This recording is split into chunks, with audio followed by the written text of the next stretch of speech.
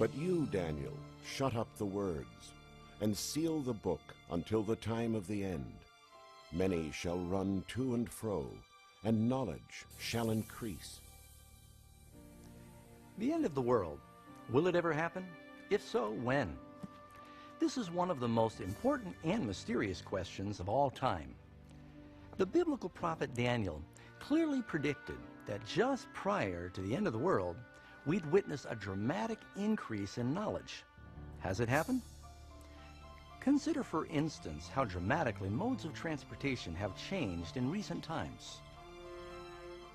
For 60 centuries, man could travel no faster than the quickest horse. Now voyages that once required months are achieved in minutes. In one generation, the computer revolution has brought about mind-boggling changes that our ancestors could never have even imagined. But an even more accurate interpretation of this verse is that knowledge concerning the prophetic books would increase. And as predicted, this has happened too. But the writings of Daniel are not the only ones in the Bible that speak of last-day events. What other knowledge could be hidden within the ancient texts of Scripture? And you will hear of wars and rumors of wars. See that you are not troubled, for all these things must come to pass. But the end is not yet. And there will be famines, pestilences, and earthquakes in various places. All these are the beginning of sorrows.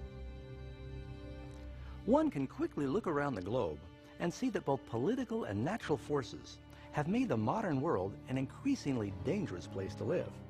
Think about it. Within the last 100 years, the world has had to endure 2 world wars and numerous other major conflicts, not to mention the rise of international terrorism. Add to this the marked increase in deadly natural disasters, including earthquakes, fires, floods, tornadoes, killer storms, and bizarre weather, all continuing to wreak havoc on planet Earth. Amazingly, the Apostle John predicted that another sign of the last days would be man's ability to destroy the planet. In Revelation 11, verse 18, he said, "The time would come when God would destroy those who destroy the earth." It's clear that this prophecy has been vividly fulfilled. For centuries, man could do little more than just shoot flaming arrows or lob cannonballs at his enemy. But now we possess devastating weapons that can quickly render life on this planet extinct. In fact, Jesus even predicted that if his coming were postponed, no flesh would survive. Christ warned that we would have to face all these dangers, but they would only be the beginning of the end. Could it be that there's something mankind does to trigger Earth's final events? But know this, that in the last days perilous times will come. For men will be lovers of themselves, lovers of money, boasters, proud, blasphemers, disobedient to parents, unthankful, unholy, unloving, unforgiving, slanderers, without self-control, brutal, despisers of good. Anyone who has lived through the past several decades cannot deny the steady and frightening moral freefall of modern society. Each generation continually pushes the envelope of acceptable behavior. As a result, each succeeding generation operates under a lower moral standard than the one before. And unfortunately, there appears to be no end to this shameful trend. In Noah's day, chronic moral decay led to global destruction from a flood.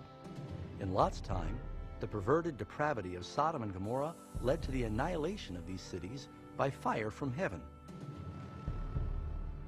As it was also in the days of Lot.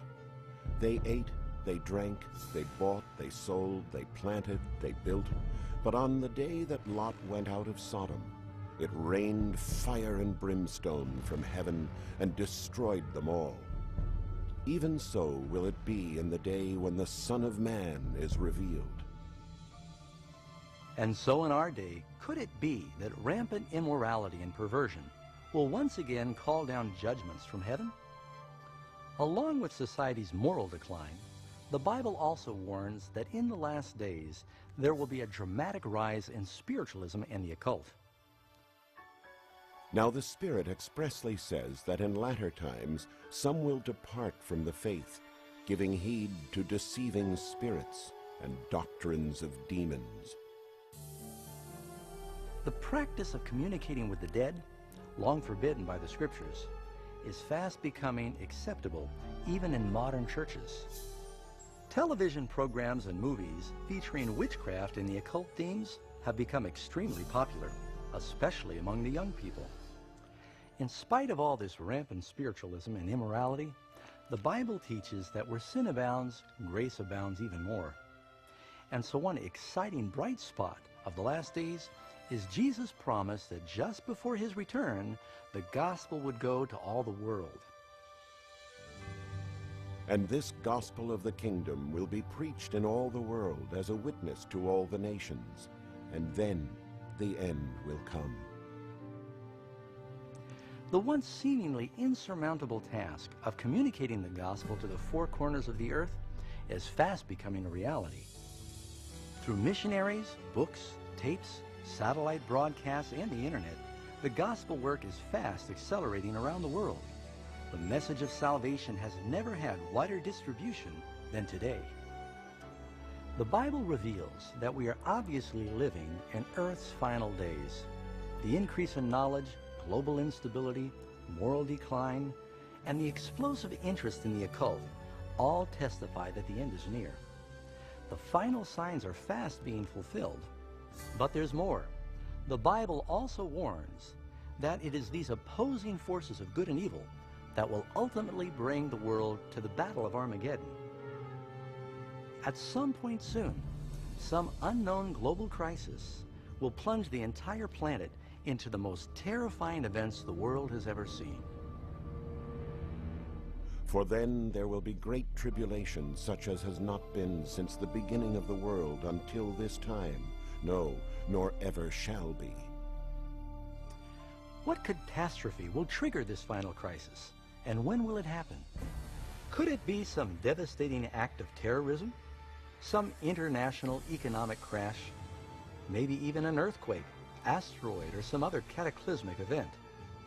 Perhaps it's some chemical calamity or deadly biological plague. Maybe even a combination of these disasters. But while the Bible doesn't reveal the exact critical event, it does reveal the dramatic scenes that will follow. Coming up in our next section, you'll learn more about these astounding final events, shocking events, that even most Christians are unprepared to meet.